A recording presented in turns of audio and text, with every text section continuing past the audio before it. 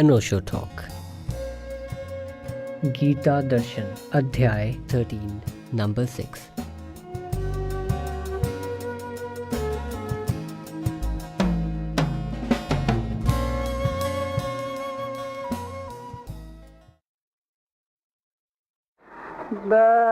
बहिरन्तस्य भूतानाम्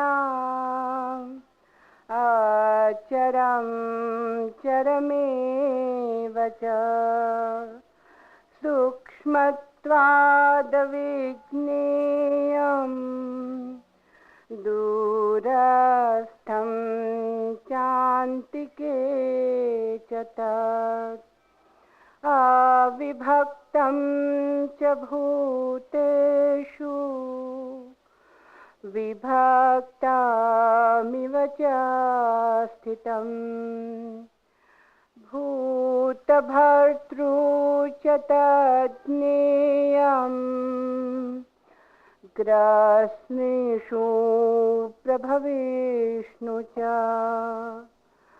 ज्योतिषामपि तज्ज्योति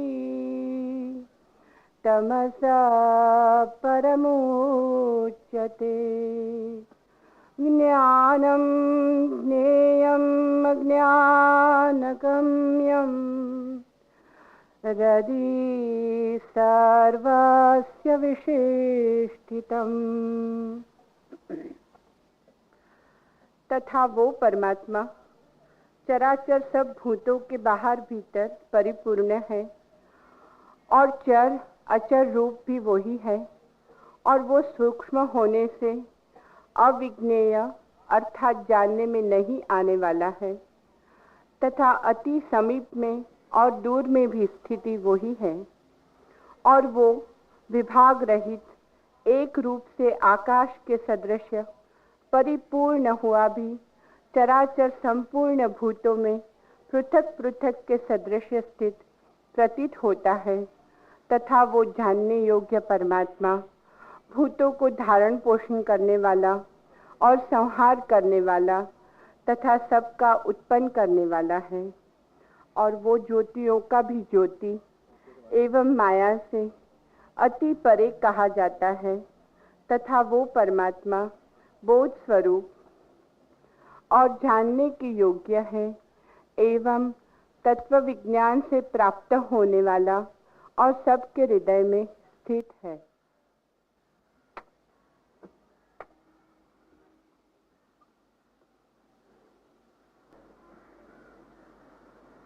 पहले कुछ प्रश्न।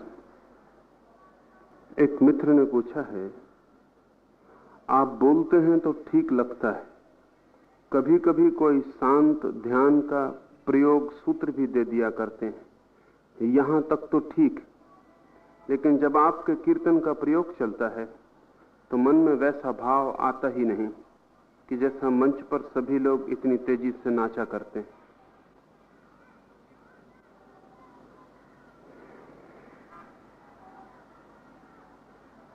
तीन बातें समझनी चाहिए।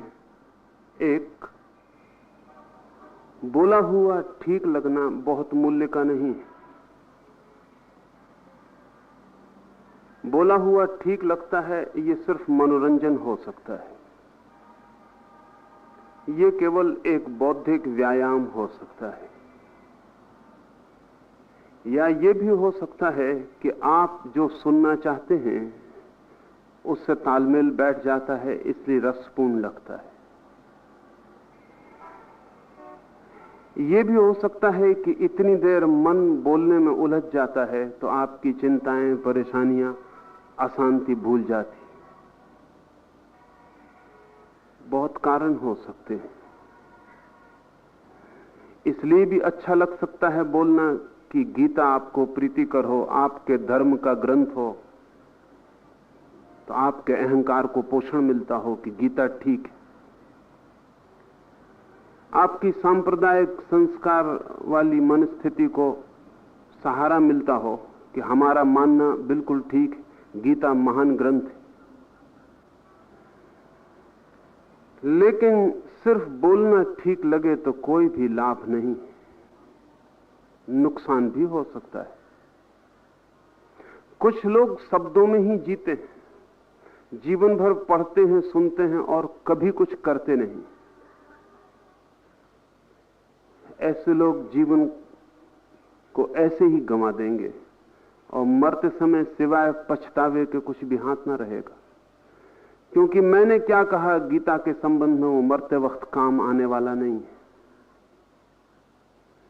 आपने क्या किया सुना वो मूल्य का नहीं, क्या किया वही मूल्य का है।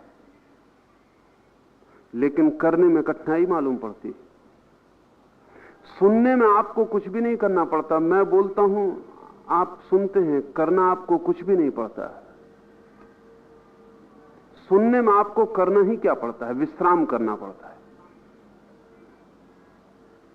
करने में आपसे शुरुआत होती है और जैसे ही कुछ करने की बात आती है वैसी तकलीफ शुरू हो जाती है। उन मित्र ने भी पूछा है कि कभी कभी आप कोई ध्यान का शांत प्रयोग सूत्र भी दे दिया करते हैं। यहां तक तो ठीक है, क्योंकि वो प्रयोग भी उन्होंने किया नहीं, वो भी मैं दे दिया करता हूं, यहां तक ठीक है। वो शांत प्रयोग भी उन्होंने किया नहीं, वो भी सुन लिया। कीर्तन में अड़चन आती है क्योंकि यहां कुछ लोग करते हैं। अब यहां कुछ लोग करते हैं तो उससे बचने के दो उपाय, या तो आप समझें कि ये पागल है, तब आपको कोई अड़चन ना होगी, इनका दिमाग खराब हो गया है, हिप्नोटाइज्ड हो गए हैं, या नाटक कर रहे हैं, बन के कर रहे हैं, या कुछ पैसे ले लिए होंगे इसलिए कर रहे हैं। ऐसा सोच लें तो आपको सुविधा रहेगी, सांत्वना रहेगी, आपको करने की फिर कोई जरूरत नहीं है। कुछ लोग करने से इस तरह बचते हैं, वो अपने मन को समझा लेते हैं कि कुछ गलत हो रहा है, इसलिए फिर खुद को करने की तो कोई जरूरत नहीं रह जाती। तकलीफ तो उन लोगों को होती है जिनको ये भी नहीं लगता कि गलत हो रहा है और करने की हिम्मत भी नहीं जुटा पाते। ये मित्र उसी वर्ग में, उनको लगता है कि ठीक हो रहा है, लेकिन इतना लगना काफी नहीं है।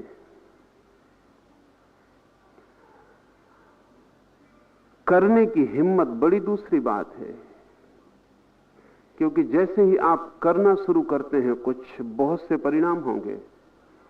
पहला तो ये साहस करना पड़ेगा, पागल होने का साहस, क्योंकि धर्म साधारण आदमी करता नहीं, सुनता है। और जब भी धर्म को कोई करने लगता है तो बाकी लोग उसको पागल समझते हैं।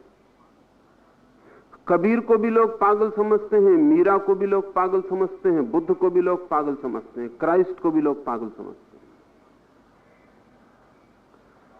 ये तो बहुत बाद में लोग उनको समझ पाते हैं कि वो पागल नहीं है। ये भी वो तभी समझ पाते हैं जब बात इतनी दूर हो जाती है कि कोई सीधा संबंध नहीं रह जाता।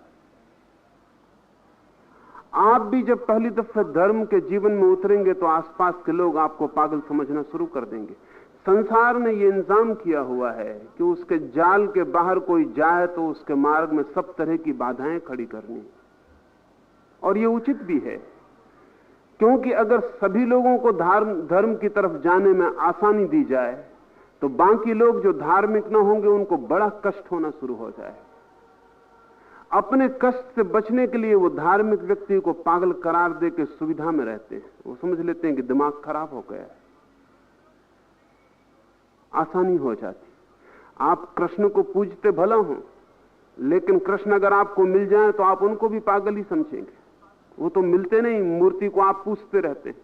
असली कृष्ण खड़े हो जाएं तो शायद आप घर में टिकने भी ना दें, शायद आप रात घर में ठहरने भी ना दें, क्योंकि इस आदमी का क्या भरोसा।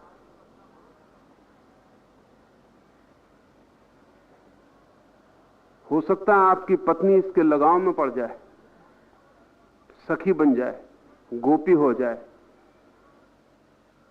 तो आप घबराएंगे। जीवित कृष्ण से तो आप परेशान हो जाएंगे। मरे हुए कृष्ण को पूजना बिल्कुल आसान है, क्योंकि मरे हुए कृष्ण से आपकी जिंदगी में कोई फर्क नहीं होता। जीसस को मानने वाले लोगों को भी अगर जीसस मिल जाए तो वो उनको फिर सूली पे चढ़ा देंगे, क्योंकि वो आदमी अब भी वैसी खतरनाक होगा। समय बहुत जब बीत जाता है और कथाएं हाथ में रह जाती हैं जिनको सुनने और पढ़ने का मजा होता है, तब धर्म की अड़चन मिट जाती। तो यहां जब कोई कीर्तन कर रहे हैं तो वे लोग तो हिम्मत करके पागल हो रहे हैं। अगर आपको लगता है कि ठीक कर रहे हैं तो सम्मिलित हो जाएं। सम्मिलित होने में आपको भय छोड़ना पड़ेगा। लोग क्या कहेंगे, ये पहला भय, और गहरे से गहरा भय।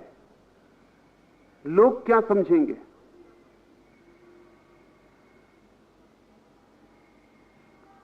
एक महिला मेरे पास कुछ ही दिन पहले आई और उसने मुझे कहा कि मेरे पति ने कहा है कि सुनना तो जरूर, लेकिन भूल के कभी कीर्तन में सम्मिलित मत होना। तो मैंने उससे पूछा कि पति को क्या फिक्र है तेरे कीर्तन में सम्मिलित होने से? तो उन्होंने कहा, पति मेरे डॉक्टर हैं, प्रतिष्ठा वाले हैं। वो बोले कि अगर तू कीर्तन में सम्मिलित हो जाए तो लोग मुझे परेशान करेंगे कि आपकी पत्नी को क्या हो गया। तो तू और सब करना, लेकिन कीर्तन भर में सम्मिलित मत होना। घर से लोग समझा के भेजते हैं, सुन लेना, करना भर मत कुछ, क्योंकि करने में खतरा है। सुनने में तक बात बिल्कुल ठीक है। अड़चन मालूम होती है क्योंकि आप पागल होने के लिए तैयार नहीं हैं, और जब तक आप पागल होने के लिए तैयार नहीं तब तक धार्मिक होने का कोई उपाय नहीं। तो सुने मजे से, फिर चिंता में मत पड़े। जिस दिन भी करेंगे उस दिन आप दूसरे क्या कहेंगे इसकी फिक्र छोड़ देनी पड़ेगी। दूसरे बहुत सी बातें कहेंगे, वो आपके खिलाफ नहीं कह रहे हैं, वो अपनी आत्मरक्षा कर रहे हैं, क्योंकि अगर आपको ठीक माने तो वो गलत लगेंगे। इसलिए उपाय एक ही है कि आप गलत हैं तो वो अपने को ठीक मान सकते हो। निश्चित ही उनकी संख्या ज्यादा है। आपको गलत होने के लिए तैयार होना पड़ेगा। बड़े से बड़ा साहस समूह के मत से ऊपर उठना है। लोग क्या कहेंगे ये फिक्र छोड़ देनी। इस फिक्र के छोड़ते ही आपके भीतर भी रस का संचार हो जाएगा। यही द्वार बांधा हुआ है, इसी से दरवाजा रुका हुआ है। ये फिक्र छोड़ते से आपके पैर में भी थिरकन आ जाएगी और आपका हृदय भी नाचने लगेगा और आप भी गा सकेंगे। और अगर ये फिक्र छोड़ के आप एक बार भी गा सके और नाच सके तो आप कहेंगे कि अब दुनिया की मुझे कोई चिंता नहीं है। एक बार आपको स्वाद मिल जाए किसी और लोक का तो फिर कठिनाई नहीं है लोगों की फिक्र छोड़ने में। कठिनाई तो अभी है कि उसका कोई स्वाद भी नहीं है जिसे पाना है, और लोगों से जो प्रतिष्ठा मिलती है उसका स्वाद है जिसको छोड़ना है। जिसको छोड़ना है उसमें रस है, और जिसको पाना है उसका हमें कोई रस नहीं, इसलिए डर लगता है। हाथ की आधी रोटी भी मिलने वाली स्वर्ग में पूरी रोटी से ज्यादा मालूम पड़ती। स्वाभाविक, सीधा गणित है। लेकिन अगर इस दशा में जिसमें आप हैं, आप सोचते हैं सब ठीक है, तो मैं आपसे नहीं कहता कि आप कोई बदलाहट करें, और आपको लगता हो कि सब गलत है जिस हालत में आप हैं, तो फिर हिम्मत करें और थोड़े परिवर्तन की खोज करें। शांत प्रयोग करना हो शांत प्रयोग करें, सक्रिय प्रयोग करना हो सक्रिय प्रयोग करें, लेकिन कुछ करें। अधिक लोग कहते हैं कि शांत प्रयोग ही ठीक, क्योंकि अकेले में आंख बंद करके बैठ जाएंगे, किसी को पता तो नहीं चलेगा। लेकिन अक्सर शांत प्रयोग सफल नहीं होता है, क्योंकि आप भीतर इतने अशांत हैं कि जब आप आंख बंद करके बैठते हैं तो सिवाय अशांति की और भीतर कुछ नहीं होता। शांति तो नाम को भी नहीं होती। वो जो भीतर अशांति है वो चक्कर जोर से मारने लगती है। जब आप शांत होकर बैठते हैं तब आपको सिवाय भीतर के उपद्रव के और कुछ भी नहीं दिखाई पड़ता। इसलिए उचित तो यह है कि वो जो भीतर का उपद्रव है उसे भी बाहर निकल जाने दें, हिम्मत से उसको भी बह जाने दें। उसके बह जाने पर जैसे तूफान के बाद एक शांति आ जाती, वैसी शांति आपको अनुभव होगी। तूफान तो धीरे धीरे विलीन हो जाएगा और शांति स्थिर हो जाएगी। ये कीर्तन का प्रयोग कैथारसिस है। इसमें जो नाच रहे हैं लोग, कूद रहे हैं लोग, ये उनके भीतर के वेग हैं जो निकल रहे हैं। इन वेगों के निकल जाने के बाद भीतर परम शून्यता का अनुभव होता है। उसी शून्यता से द्वार मिलता है और हम अनंत की यात्रा पर निकल जाते हैं। लेकिन कुछ करें, कम से कम शांत प्रयोग ही करें। अभी शांत करेंगे तो कभी सक्रिय भी करने की हिम्मत आ जाएगी। लेकिन सुनने पर भरोसा मत रखें। अगर सुनने से मुक्ति होती होती तो सभी की हो गई होती, सभी लोग काफी सुन चुके। कुछ करना होगा, करने से जीवन बदलेगा और क्रांति होगी। मैं जो बोलता भी हूं तो प्रयोजन बोलना नहीं है, बोलना तो सिर्फ बहाना है कि ताकि आपको करने की तरफ ले जा सकूं। और अगर आप बोलने से ही खुश होकर चले जाते हैं तो प्रयोजन व्यर्थ गया, वो लक्ष्य नहीं था।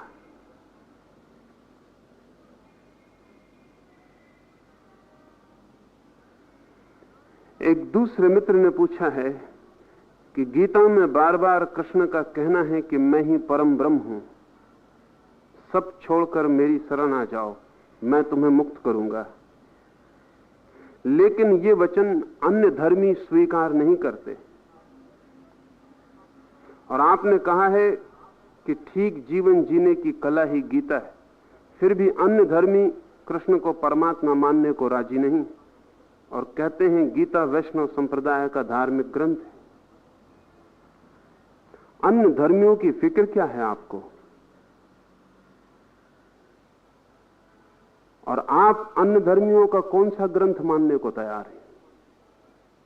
आप कुरान पढ़ते हैं और आप मानने को तैयार हैं कि कुरान परमात्मा का वचन। आप बाइबल पढ़ते हैं और आप मानने को तैयार हैं कि जीसस ईश्वर का पुत्र है। और अगर आप मानने को तैयार नहीं हैं तो आप अपने कृष्ण को किसी दूसरे को मनाने के लिए क्यों परेशान हैं? और फिर दूसरे से प्रयोजन क्या है? आपको कृष्ण की बात ठीक लगती है, उसे जीवन में उतारें, अपने को बदलें। जिसको मोहम्मद की बात ठीक लगती है वो मोहम्मद की बात को जीवन में उतार ले और अपने को बदल ले। जब आप दोनों बदल चुके होंगे तो दोनों एक से होंगे, जरा भी फर्क ना होगा। लेकिन गीता वाले को फिक्र है कि किसी तरह मुसलमान को राजी कर ले कि गीता महान ग्रंथ है। इससे क्या हल है? तुम्हें तो पता है कि गीता महान ग्रंथ है और तुम्हारी जिंदगी में कुछ भी नहीं हो रहा, तो मुसलमान भी मान लेगा कि गीता महान ग्रंथ है, तो क्या फर्क हो जाएगा? 20 करोड़ हिंदू तो मान रहे हैं, कुछ फर्क तो हो नहीं रहा। तुम तो माने ही बैठे हो कि गीता महान ग्रंथ है और कृष्ण परम ब्रह्म है, तो तुम्हारे जीवन में कुछ नहीं हो रहा, तो तुम दूसरे की क्या फिक्र कर रहे हो? दूसरे की हमें चिंता है नहीं। असल में हमें खुद ही भय है और शक है कि कृष्ण भगवान है या नहीं। और जब तक कोई शक करने वाला मौजूद है तब तक हमारे शक को भी हवा मिलती। अब मुसलमान कहता है कि हम नहीं मानते तुम्हारी गीता में कुछ सार है, तो हमें खुद ही डर पैदा होता है कि कहीं ये ठीक तो नहीं। इससे हम पहले इसको राजी करने को उत्सुक हो जाते हैं। ध्यान रहे, जब भी आदमी किसी दूसरे को राजी करने में बहुत श्रम उठाता है तो उसका मतलब यह है कि वो खुद संदिग्ध है। वो जब तक सबको राजी ना कर लेगा तब तक उसका खुद भी मन राजी नहीं है। वो खुद भी डरा हुआ है कि बात पक्की है या नहीं, क्योंकि इतने लोग शक करते हैं। 20 करोड़ हिंदू हैं तो कोई 80 करोड़ मुसलमान है। तो 20 करोड़ हिंदू जिसको मानते हैं, 80 करोड़ मुसलमान तो इंकार करते हैं। कोई 1 अरब ईसाई वो इंकार करते, कोई 80 करोड़ बौद्ध है वो इंकार करते। तो सारी दुनिया तो इंकार करती है 20 करोड़ हिंदुओं को छोड़ के। तो शक पैदा होता है कि ये गीता अगर सच में परम ब्रह्म का वचन होता तो 3.5-4 अरब आदमी सभी स्वीकार करते, 2-4 न करते तो हम समझ लेते कि दिमाग फिरा है। यहां तो हालत उल्टी है, 2-4 स्वीकार करते हैं, बाकी तो स्वीकार नहीं कर रहे हैं। तो भीतर संदेह पैदा होता है। उस संदेह से ऐसे सवाल उठते हैं। इससे कोई फर्क नहीं पड़ता कौन स्वीकार करता है या कौन स्वीकार नहीं करता। तुम्हारी जिंदगी बदल जाए तो बात सत्य है। तुम कृष्ण की बात मान के अपनी जिंदगी को बदल लो। तुम अकेले काफी हो, कोई पूरी दुनिया में स्वीकार न करे। लेकिन तुम अकेले अगर अपनी जिंदगी में स्वर्ण ले आते हो और कचरा जल जाता है तो कृष्ण की बात सही है। सारी दुनिया इंकार करती रहे तो भी कोई अंतर नहीं पड़ता। लेकिन खुद तो हम कोई परिवर्तन लाना नहीं चाहते। हम सब दूसरे को कन्वर्ट करने में लगे। हम जैसे अजीब लोग खोजने मुश्किल हैं। हमारी हालत ऐसी है कि जैसे घर में हमारे कुआं हो जिसमें अमृत भरा हो, हम तो उसको कभी नहीं पीते। हम पड़ोसियों को समझाते हैं कि आओ हमारे पास अमृत का कुआं है, उसको पियो। और पड़ोसी भी उसको कैसे माने, क्योंकि हमें खुद ही अमृत का कोई स्वाद हमने नहीं लिया है। अगर आपके घर में अमृत का कुआं होता तो पहले आप पीते, फिर दूसरे की फिक्र करने जाते। और सच तो यह है कि अगर अब अमृत आपने पी लिया होता और आप अमर हो गए होते और मृत्यु आपके जीवन से मिट गई होती, तो किसी को समझाने जाने की जरूरत नहीं थी। पड़ोसी खुद ही पूछने आता कि मामला क्या है, तुम ऐसे अमृत आनंद को उपलब्ध कैसे हो गए, क्या पीते हो, क्या खाते हो, क्या राज है तुम्हारा। तुम्हें पड़ोसी के पास कहने की जरूरत ना होती। तुम्हें जरूरत इसलिए पड़ती है कि तुम्हारा कुआं तुम्हें खुद ही भरोसा नहीं, तुमने खुद ही कभी उसका पानी पी कर नहीं देखा। तुम पहले पड़ोसी को पिलाने की कोशिश में लगे हो। शायद तुम्हें डर है कि पता नहीं जहर है या अमृत। पहले पड़ोसी पे देख लें परिणाम क्या होता है, फिर अपना सोचेंगे। क्या फिक्र है तुम्हें? अपने शास्त्र को दूसरों पर लादने की चिंता क्यों है? अपने को बदलो। तुम्हारी बदलाहट दूसरों को दिखाई पड़ेगी और उन्हें लगेगा कि कुछ सार है, तो वे भी तुम्हारे शास्त्र में से शायद कुछ ले लें। लेकिन लें या ना लें, इसे लक्ष्य बनाना उचित नहीं है। सभी लोग ऐसा सोचते हैं। मेरे पास बहुत लोग आते हैं, वो कहते हैं कि गीता इतना महान ग्रंथ मुसलमान क्यों नहीं मानता, ईसाई क्यों नहीं मानता। महान ग्रंथ उनके पास भी हैं और गीता से इंच भर कम महान नहीं। लेकिन महान ग्रंथ से तुमको भी मतलब नहीं है, उनको भी मतलब नहीं है। तुम जब गीता को महान कहते हो तो तुम ये मत सोचना कि तुम्हें पता है गीता महान है। गीता को तुम महान सिर्फ इसलिए कहते हो गीता तुम्हारी है, और गीता को महान कहने से तुम्हारे अहंकार को रस आता है। गीता महान है, इसके पीछे ये छिपा है कि मैं महान हूं क्योंकि मैं गीता को मानने वाला हूं। कुरान महान है तो मुसलमान सोचता है मैं महान हूं, बाइबल महान है तो ईसाई सोचता है मैं महान हूं। अगर कोई कह दे गीता महान नहीं तो तुम्हें चोट लगती है। वो इसलिए नहीं कि तुम्हें गीता का पता है, वो चोट इसलिए लगती कि तुम्हारे अहंकार को चोट लगती। हमारे अहंकार के बड़े जाल हैं। हम कहते हैं भारत महान देश। भारत हमारा से किसी को लेना देना नहीं है कि चीन महान देश, मतलब हमें अपने से। भारत इसलिए महान देश है कि आप जैसा महान व्यक्ति भारत में पैदा हुआ, और कोई कारण नहीं। अगर आप इंग्लैंड में पैदा होते तो इंग्लैंड महान देश होता, आप जर्मनी में पैदा होते तो जर्मनी महान देश था। जहां आप पैदा होते वही देश महान होने वाला था। कोई जमीन पे एक आध देश है जो ये कहता हो हम महान नहीं, कोई एक आध जाति है जो कहती हो हम महान नहीं, कोई एक आध धर्म है जो कहता हो हम महान नहीं। सब अहंकार की घोषणाएं। धर्म का इससे कोई भी संबंध नहीं, पर हम अहंकार की सीधी घोषणा नहीं कर सकते। अगर कोई आदमी खड़े होकर कहे कि मैं महान हूं तो हम सबको ऐतराज होगा। सीधी घोषणा खतरनाक है, क्योंकि सीधी घोषणा से दूसरों के अहंकार को चोट लगती। क्योंकि अगर मैं कहूं मैं महान हूं तो फिर आप तत्क्षण छोटे हो जाएंगे, तो आप फौरन इंकार करेंगे कि यह बात नहीं मानी जा सकती, आपका दिमाग खराब है। लेकिन मैं कहता हूं हिंदू धर्म महान है, हिंदुओं के बीच तो यह बात स्वीकार कर ली जाएगी, क्योंकि मेरे अहंकार से किसी के अहंकार की टक्कर नहीं होती। हिंदुओं के अहंकार को भी मेरे अहंकार के साथ पुष्टि मिलती। हाँ, मुसलमान इंकार करेगा, लेकिन अगर मैं कहूं भारत महान है तो भारत में रहने वाले सभी लोग स्वीकार कर लेंगे, क्योंकि उनके अहंकार को चोट नहीं लगती। चीन के अहंकार को चोट लगेगी, जर्मनी के अहंकार को चोट लगेगी। अगर कहीं हमने किसी दिन मंगल पर या किसी और तारे पर मनुष्यता खोज ली या मनुष्य जैसे प्राणी खोज लिए, तो हम घोषणा कर सकेंगे पृथ्वी महान है, फिर पृथ्वी पर किसी को चोट नहीं लगेगी। लेकिन मंगल ग्रह पर जो आदमी होगा उसको फौरन चोट लगेगी। ये सारी घोषणाएं छुपे हुए अहंकार की घोषणाएं हैं, परोक्ष घोषणाएं। आपके कृष्ण परम ब्रह्म है, तो जीसस परम ब्रह्म क्यों नहीं? वे भी परम ब्रह्म है। और जीसस ही क्यों? परम ब्रह्म तो हर एक के भीतर छिपा है, किसी के भीतर प्रकट हो गया और किसी के भीतर अप्रकट है। सच तो यह है कि परम ब्रह्म के अतिरिक्त और कुछ भी नहीं है, लेकिन बड़ी कठिनाई। बर्टन रसल ने लिखा है, बर्टन रसल तो विचारशील से विचारशील व्यक्तियों में एक है और जिसका पूरा भरोसा बुद्धि और तर्क पर है। उसने भी लिखा है कि जब मैं सोचता हूं तो मुझे लगता है कि बुद्ध से महान व्यक्ति जमीन पर दूसरा नहीं हुआ। जब मैं सोचता हूं निष्पक्ष भाव से तो मुझे लगता है बुद्ध से महान व्यक्ति जमीन पर दूसरा नहीं हुआ। लेकिन मेरे भीतर छिपा हुआ ईसाई, जिसको मैं वर्षों पहले त्याग कर चुका हूं, क्योंकि बर्ट्रैंड रसल ने ईसाइयत का त्याग कर दिया था। उसने एक बहुत अद्भुत किताब लिखी जिसका नाम है why I am not a Christian, मैं ईसाई क्यों नहीं हूं। लेकिन बचपन तो ईसाइयत में बड़ा हुआ था, माँ बाप ने धर्म तो ईसाइयत दिया था, संस्कार तो ईसाइयत के थे, फिर सोच विचार करके ईसाई धर्म का त्याग कर दिया। तब भी बर्ट्रैंड रसल कहता है कि मैं ऊपर से विचार करके कहता हूं कि बुद्ध से महान कोई भी नहीं, लेकिन भीतर मेरे हृदय में कोई कहता है कि बुद्ध कितनी महान हो, लेकिन जीसस से महान हो नहीं सकते। भीतर कोने में कोई छिपा हुआ कहता। और ज्यादा से ज्यादा मैं इतना ही कर सकता हूं कि बुद्ध और जीसस दोनों समान हैं, बड़ा छोटा कोई भी नहीं, ज्यादा से ज्यादा। लेकिन जीसस को बुद्ध से नीचे रखना मुश्किल हो जाता है। इसलिए नहीं कि बुद्ध से नीचे हैं या ऊंचे हैं, ये बातें मूर्खतापूर्ण है। जो व्यक्ति ज्ञान को उपलब्ध हो गया उसकी कोई तुलना नहीं की जा सकती, ना वो किसी से नीचे है और ना किसी से ऊपर है। असल में ज्ञान को उपलब्ध होते ही व्यक्ति तुलना के बाहर हो जाता है। बुद्ध और कृष्ण और महावीर और क्राइस्ट किसी से ऊंचे नीचे नहीं है। ये ऊंचे नीचे की भाषा ही उस लोक में व्यर्थ है। ये तो हमारी भाषा है, यहां हम ऊंचे नीचे होते हैं।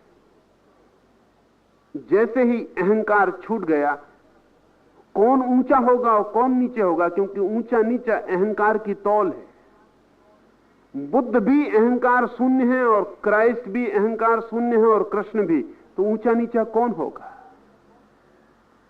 ऊंचा नीचा तभी तक कोई हो सकता है जब तक अहंकार का भाव है। तो ये आप जो कहते हैं कि कृष्ण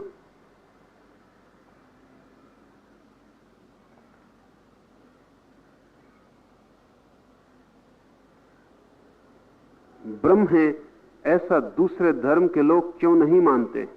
इसलिए नहीं मानते हैं कि इससे उनके अहंकार की कोई तृप्ति नहीं होती, और आप इसलिए मानते हैं कि आपके अहंकार की तृप्ति होती। बहुत दूर के धर्मों को तो छोड़ दें, जैन भी राजी नहीं है आपसे मानने को, जो कि बिल्कुल आपके पड़ोस में रह रहा है, और आपके और उसके धर्म में कोई बुनियादी फर्क नहीं दिखता, वो भी मानने को राजी नहीं है।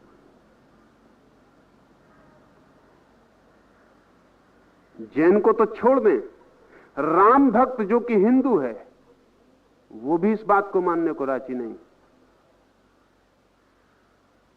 असल में हम मानते उसी बात को जिससे हमारा अहंकार खिलता है। जिससे हमारे अहंकार में खिलावट नहीं आती हम मानते नहीं। ये धार्मिक आदमी की चिंता ही नहीं है, लेकिन धार्मिक आदमी इसकी फिक्र करता है कि जो मुझे ठीक लगता है उस रास्ते से चलूं और अपने को बदल लूं और नए जीवन को उपलब्ध हो जाऊं।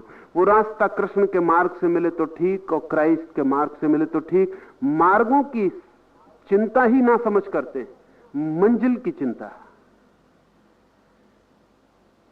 लेकिन कुछ लोग होते हैं आम नहीं खाते, गुठलियां गिनते हैं। इस तरह के लोग उसी कोटि में हैं, उन्हें फुर्सत ही नहीं है आम को चखने की, वो गुठलियां गिनते रहते। इन मित्र ने यह भी पूछा है कि क्या निराकार परमात्मा ही कृष्ण नहीं है? निराकार परमात्मा सभी के भीतर है, कृष्ण के भीतर भी। कृष्ण के भीतर वो ज्योति पूरी प्रकट होकर दिखाई पड़ रही, क्योंकि सारे पर्दे गिर गए। आपके भीतर पर्दे हैं, इसलिए वो ज्योति दिखाई नहीं पड़ रही। ज्योति में कोई अंतर नहीं, किसी का दिया ढका है और किसी का दिया उघड़ा है, बस उतना ही फर्क है। दिए में कोई फर्क नहीं है, ज्योति में कोई फर्क नहीं है। कृष्ण में और आप में जो अंतर है वो भीतर की ज्योति का नहीं है, बाहर के आवरण का है। अभी भी कई भक्तों को और संतों का कृष्ण का साक्षात दर्शन होता है। 24 घंटे मुझे भी कृष्ण के सिवा दूसरा कुछ दिखाई नहीं पड़ता। तो निराकार परमात्मा भक्तों के लिए साकार रूप लेते हैं, क्या ये सच है? आप भाव से जिसका भी स्मरण करते हैं वो आपके लिए रूपवान हो जाता है, वो आपके लिए रूपायित हो जाता है। आपका भाव निर्माता है, सृष्टा है। भाव सृजनात्मक है। कोई कृष्ण आ जाते हैं ऐसा नहीं है, कोई क्राइस्ट आ जाते हैं ऐसा नहीं है, लेकिन भाव क्रिएटिव है। आप जब गहन भाव से स्मरण करते हैं तो आपकी चेतना ही उस रूप की हो जाती है जिस रूप का आपने स्मरण किया है। आप कृष्णमय हो जाते हैं अपने ही भाव के कारण। कोई क्राइस्टमय हो जाता है अपने ही भाव के कारण। आपने शायद सुना होगा, ईसाई फकीर हैं बहुत से, आज भी जीवित हैं, जिनको स्टिग्मेटा निकलता है। स्टिग्मेटा है जहां जहां जीसस को खीले ठोके गए थे हाथों में, हाथ में, पैर में जीसस को खीले ठोक कर सूली पर लटकाया गया था। तो ऐसे ईसाई फकीर हैं जो इतने जीसस में हो जाते हैं कि शुक्रवार के दिन, जिस दिन जीसस को सूली हुई थी, उस दिन उनके हाथ और पैर में छेद हो जाते हैं और खून बहने लगता है। इसके तो वैज्ञानिक परीक्षण हुए। खुले समूह के सामने फकीर आंख बंद किए बैठा रहा और ठीक समय पर डॉक्टरों ने सारी परीक्षा कर ली और उसके हाथ में से खून बहना शुरू हो जाता और ठीक 24 घंटे बाद खून की धारा बंद हो जाती, घाव पुर जाता है। इतना भाव से एक हो जाता है कि मैं जीसस हूं, कि जीसस के शरीर पर जो घटना घटी थी वो उसके शरीर पर घटनी शुरू हो जाती। इसलिए जीसस के भक्त को जीसस दिखाई पड़ते हैं, कृष्ण के भक्त को कृष्ण दिखाई पड़ते हैं, राम के भक्त को राम दिखाई पड़ते हैं। कृष्ण के भक्त को क्राइस्ट कभी दिखाई नहीं पड़ते, क्राइस्ट के भक्त को कृष्ण कभी नहीं दिखाई पड़ते। भाव जब सघन हो जाता है तो आपकी चेतना रूपांतरित हो जाती है, उसी भाव में एक हो जाती है। वो जो कृष्ण आपको दिखाई पड़ते हैं वो आपके ही भीतर की ज्योति है जो आपको बाहर दिखाई पड़ रही भाव के कारण। कोई कृष्ण वहां खड़े हुए नहीं, इसलिए आप दूसरे को नहीं दिखा सकते हैं कि मुझे कृष्ण दिखाई पड़ रहे हैं, तो आप 10 मोहल्ले के लोगों को बुला लें और उनको कहें कि तुम भी देखो मुझे दिखाई पड़ रहे हैं, या आप फोटोग्राफर को लेवा लाएं और कहें कि फोटो निकालो मुझे कृष्ण दिखाई पड़ रहे हैं। कोई फोटो नहीं आएगा। और पड़ोसी को किसी को दिखाई नहीं पड़ेंगे, पड़ोसी तय करके जाएंगे कि आपका दिमाग खराब हो गया है। सब्जेक्टिव है, आंतरिक है, आत्मिक है, आपका ही भाव साकार हुआ है। और ये कला बड़ी अद्भुत है। ये भाव अगर पूरी तरह साकार होने लगे तो आप मनुष्य की हैसियत से मिटते जाएंगे और परमात्मा की हैसियत से प्रकट होने लगेंगे। अपने भाव से ये सृजन की क्षमता को उपलब्ध कर लेना सृष्टा हो जाना है, यही क्रिएटर हो जाना है। लेकिन आप इससे ऐसा मत समझ लेना कि आपको कृष्ण का स्मरण आता है, इसलिए जिसको क्राइस्ट का स्मरण आता है उसको गलती हो रही। आप ऐसा भी मत समझ लेना कि कृष्ण के आपको दर्शन होते हैं, इसलिए सभी को कृष्ण के दर्शन से ही परमात्मा की प्राप्ति होगी। इस भूल में आप मत पड़ना। अपने अपने भाव, अपना अपना मार्ग, अपनी अपनी प्रतीति, और भूल के भी दूसरे की प्रतीति को छूना मत और गलत मत कहना। अपनी प्रतीति बता देना कि मुझे ऐसा होता है और मुझे यह आनंद हो रहा है, लेकिन दूसरे की प्रतीति को गलत कहने की कोशिश मत करना, क्योंकि वो अनधिकार है, वो ट्रेसपास है, और दूसरे के भाव को नुकसान पहुंचाना अधार्मिक है। आपको ऐसा भी लगता हो कि ये गलत हो रहा है दूसरे को, तो भी आप जल्दी मत करना, क्योंकि दूसरे के संबंध में आपको कुछ भी पता नहीं है। थोड़ी धैर्य रखना, और अगर दूसरे के संबंध में कुछ भी कहना हो तो दूसरा जो प्रयोग कर रहा है वो प्रयोग खुद भी कर लेना और फिर ही कहना। रामकृष्ण को ऐसा ही हुआ। रामकृष्ण को लोग आके पूछते थे कि इस्लाम धर्म कैसा, ईसाईयत कैसी, तंत्र के मार्ग कैसे हैं। तो रामकृष्ण ने कहा कि मैं जब तक उन प्रयोगों को नहीं किया हूं कुछ भी नहीं कह सकता। तो लोग पूछते हैं तो रामकृष्ण ने कहा मैं सब प्रयोग करूंगा। तो रामकृष्ण 6 महीने के लिए मुसलमान की तरह रहे। ये पृथ्वी पर ये प्रयोग पहला था, अपने ढंग का था। रामकृष्ण 6 महीने तक मंदिर नहीं जाते थे, मस्जिद ही जाते थे। और 6 महीने तक नमाज ही पढ़ते थे, प्रार्थना नहीं करते थे। 6 महीने तक उन्होंने हिंदुओं जैसे कपड़े पहनना बंद कर दिए थे और मुसलमान जैसे कपड़े पहनने लगे थे। 6 महीने उन्होंने अपने को इस्लाम में पूरी तरह डुबा लिया, और जब इस्लाम से भी उन्हें वही अनुभव हो गया जो अनुभव उन्होंने काली की प्रार्थना और पूजा करके पाया था, तब उन्होंने कहा कि ठीक, ये रास्ता भी वहीं आता है, ये रास्ता भी वहीं ले जाता है। इस रास्ते से चलने वाले भी वहीं पहुंच जाएंगे जहां दूसरे रास्तों से चलने वाले पहुंचते हैं। फिर तो रामकृष्ण ने कोई 6 धर्मों के अलग अलग प्रयोग किए, और सभी धर्मों से जब वो एक ही समाधि को पहुंच गए, तब उन्होंने ये वक्तव्य दिया कि रास्ते अलग हैं लेकिन पर्वत का शिखर एक है। और अलग अलग रास्तों से, कभी कभी विपरीत दिशाओं में जाने वाले रास्तों से भी आदमी उसी एक शिखर पर पहुंच जाता है। तो जल्दी मत करना, दूसरे पे कृपा करना, दूसरे को चोट पहुंचाने की कोशिश मत करना। एक ही ध्यान रखना कि आपकी पूरी शक्ति अपने ही प्रयोग में लगे, और धीरे धीरे आपकी चेतना आपके ही भाव के साथ एक हो जाए। परमात्मा को निकट लाने की एक ही कला है, और वो कला ये है कि आप अपने भाव को पूरा का पूरा उसमें डुबा दें। इसके 2 उपाय हैं। अगर आपके मन की वृत्ति सगुण की हो तो आप कृष्ण, क्राइस्ट, बुद्ध, महावीर, कोई भी प्रतीक चुन लें, कोई भी रूप, कोई भी आकार चुन लें और उसी आकार में अपने को लीन करने लगे। लेकिन अगर आकार में आपकी रुचि ना हो तो जरूरत नहीं है किसी आकार की भी, तब आप निराकार ध्यान में सीधे उतरने लगे। तब आप अनंत और अनादि का और शाश्वत सनातन का, निराकार आकाश का ही भाव करें, किसी मूर्ति का, किसी बिंब का, किसी प्रतीक का नहीं। यह भी आपको खोज लेना चाहिए कि आपके लिए क्या उचित होगा। आपका अपना भीतरी झुकाव, लगन, आपका भीतरी ढांचा क्या है, यह आपको ठीक से समझ लेना चाहिए।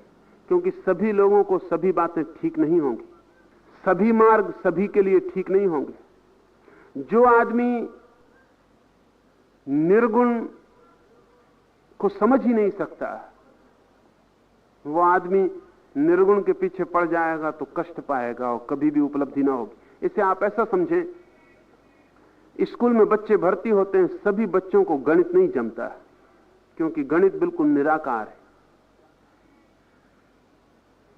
गणित का कोई आकार तो है नहीं, गणित तो एब्स्ट्रैक्ट है। सभी बच्चों को गणित नहीं जमता। जिन बच्चों को गणित नहीं जमता, या जिनको गणित में बिल्कुल रस नहीं आता, या जिनको गणित में कोई गति नहीं होती, उन्हें भूल के भी निराकार और निर्गुण की बात में नहीं पड़ना चाहिए। मैं सिर्फ एक उदाहरण दे रहा हूं। जिन पे गणित पे जिनकी पकड़ नहीं बैठती, उनको निराकार निर्गुण की बात ही नहीं करनी चाहिए, क्योंकि गणित तो स्थूलतम निराकार की यात्रा है, ध्यान तो परम यात्रा है। आइंस्टीन जैसा व्यक्ति निराकार में उतर सकता है सरलता से, क्योंकि सारा खेल ही निराकार गणित का है। गणित बाहर कहीं भी नहीं है, केवल बुद्धि के निराकार में। अगर आदमी मर जाए तो गणित नहीं मिटे, गणित बिल्कुल मिट जाएगा, क्योंकि गणित का कोई सवाल ही नहीं। आप कहते हैं 1, 2, 3, 4, ये कहीं भी नहीं है। ये सिर्फ ख्याल है, सिर्फ एक निराकार भाव है। इस तरह का कोई व्यक्ति हो कि उसका निराकार से, एब्स्ट्रैक्ट से कोई संबंध ना बैठता हो, तो उसे साकार की यात्रा करनी चाहिए। अब जैसे मीरा है, तो मीरा को निराकार से कोई रस नहीं, कोई संबंध नहीं। वो तो कृष्ण को जितना रसपूर्ण देख पाती, नाचते हुए, बांसुरी बजाते हुए, उतनी ही लीन हो जाती। स्त्रियां अक्सर निराकार की तरफ नहीं जा सकती, क्योंकि स्त्रीण मन आकृति को प्रेम करता है, आकार को प्रेम करता है। पुरुष अक्सर निराकार की तरफ जा सकते हैं, क्योंकि पुरुष मन एब्स्ट्रैक्ट, निर्गुण की तलाश करता है। लेकिन सभी पुरुष पुरुष नहीं होते और सभी स्त्रियां स्त्रियां नहीं होती। बहुत सी स्त्रियां पुरुष के ढांचे की होती हैं, बहुत से पुरुष स्त्री के ढांचे के होते हैं। ये ढांचा केवल शरीर का नहीं, मन का भी है। तो आपको ठीक पता लगा लेना चाहिए कि आपका भीतरी ढांचा क्या है। इसलिए गुरु की बड़ी उपयोगिता है, क्योंकि आपको शायद ये समझ में भी ना आ सके कि आपका ढांचा क्या है, और शायद आप गलत ढांचे पर प्रयोग करते रहें और परेशान होते रहें। अनेक लोग परेशान होते हैं और वो यही समझते हैं कि अपने कर्मों के फल के कारण उपलब्धि नहीं हो रही। अक्सर तो कर्मों के फल का कोई संबंध नहीं होता। उपलब्धि में भूल इसलिए होती है कि आपसे तालमेल नहीं पड़ता जिस विधि का आप प्रयोग कर रहे हैं। जो आप प्रयोग कर रहे हैं और जो आप हैं, उन दोनों में कोई संगति नहीं बैठती, उनमें विरोध है। तो आप जन्मों जन्मों तक कोशिश करते रहें, वो रेस से तेल निकालने जैसी चेष्टा है, वो कभी सफल ना होगी। और आप शायद यही सोचते रहेंगे कि कर्मों के फल के कारण बाधा पड़ रही। कर्मों के फल के कारण बाधा पड़ती है, लेकिन इतनी बाधा नहीं पड़ती जितनी बाधा ढांचे के विपरीत अगर कोई मार्ग चुन ले तो पड़ती। इसलिए गुरु का उपयोग है कि वो आपके ढांचे के संबंध में खोज कर सकता है। पश्चिम में मनोवैज्ञानिक स्वीकार करते हैं कि आपको अपने मन के संबंध में उतना पता नहीं है जितना कि मनस्विद को पता है, और मनस्विद आपका विश्लेषण करके आपके संबंध में वो बातें जान लेता है जो आपको ही पता नहीं। तो आप ये मत समझना कि आप चूंकि आप हैं इसलिए आप अपने संबंध में सब जानते। आप अपने संबंध में 1% भी नहीं जानते, 99% तो आपको अपने बाबत ही पता नहीं। और उसके लिए कोई दूर से निष्पक्ष खड़े होकर देखने वाला चाहिए जो ठीक से पहचान ले कि क्या क्या आपके भीतर छिपा है। अगर वो आपके भीतर को ठीक से पहचान ले और पकड़ ले तो मार्ग चुनना आसान हो जाए। अनंत मार्ग है और अनंत तरह के लोग हैं, और ठीक मार्ग ठीक व्यक्ति को मिल जाए तो कभी कभी क्षण में भी मुक्ति फलित हो जाती, लेकिन वो तभी जब बिल्कुल ठीक मार्ग और ठीक व्यक्ति से मिल जाए।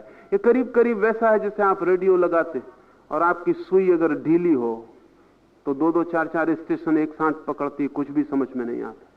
फिर आप धीमे धीमे धीमे धीमे ट्यून करते हैं, और जब ठीक जगह पर सुई रुक जाती है, ठीक स्टेशन पर, तो सभी स्पष्ट हो जाता है।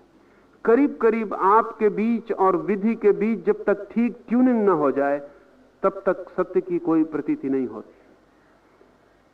तब तक बहुत बार आपको बहुत मार्ग बदलने पड़ते, बहुत बार बहुत सी विधियां बदलनी पड़ती। लेकिन अगर आदमी सजग हो तो बिना गुरु के भी मार्ग खोज ले सकता है। समय थोड़ा ज्यादा लगेगा। अगर आदमी समर्पणशील हो तो गुरु के सहारे बहुत जल्दी घटना घट सकती है।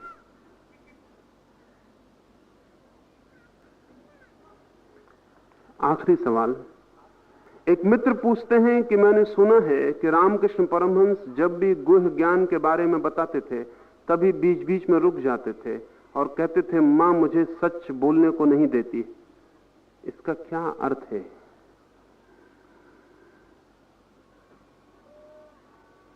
सत्य बोला नहीं जा सकता, बोलने की कोशिश की जा सकती है।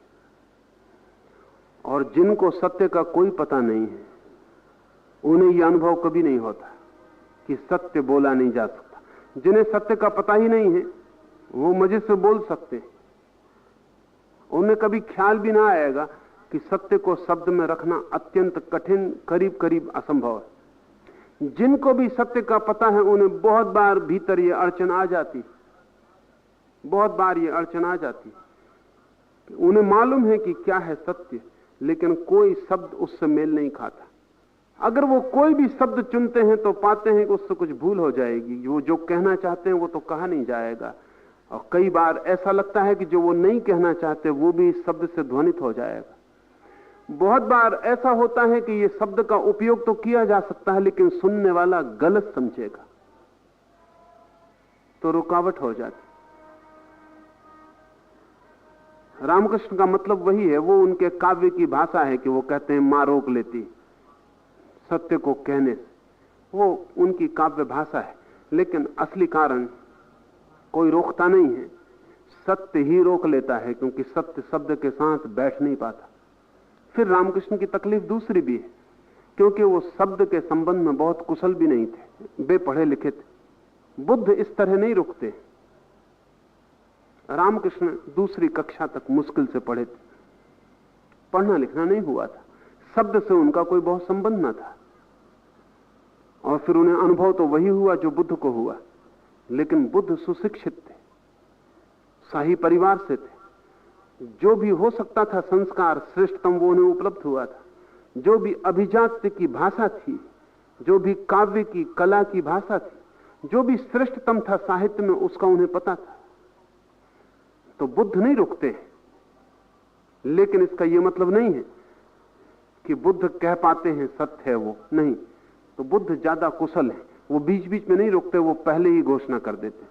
बुद्ध जिस गांव में जाते थे वो कहलवा देते थे कि 11 प्रश्न मुझसे कोई न पूछे। उन 11 प्रश्नों में वो सब बातें आ जाती थी जो गुह्य सत्य के संबंध में। वो कहते थे इन्हें छोड़ के तुम कुछ भी पूछो, ये 11 प्रश्न मुझसे मत पूछना, क्योंकि इनके संबंध में कुछ भी नहीं कहा जा सकता, ये अव्याख्येय। रामकृष्ण ग्राम्य थे, उनकी भाषा ग्रामीण की थी, उनके प्रतीक भी ग्राम्य थे, उनकी कहानियां भी ग्राम्य थी। उन्होंने पहले से घोषणा नहीं की थी, लेकिन जब वो बोलते थे तो बीच बीच में अड़चन आ जाती थी। वो कुछ कहना चाहते थे और वो नहीं प्रकट होता था, कोई शब्द नहीं मिलता था। लेकिन ये घटना तभी घटती जब आपके पास कुछ महत्वपूर्ण कहने को हो।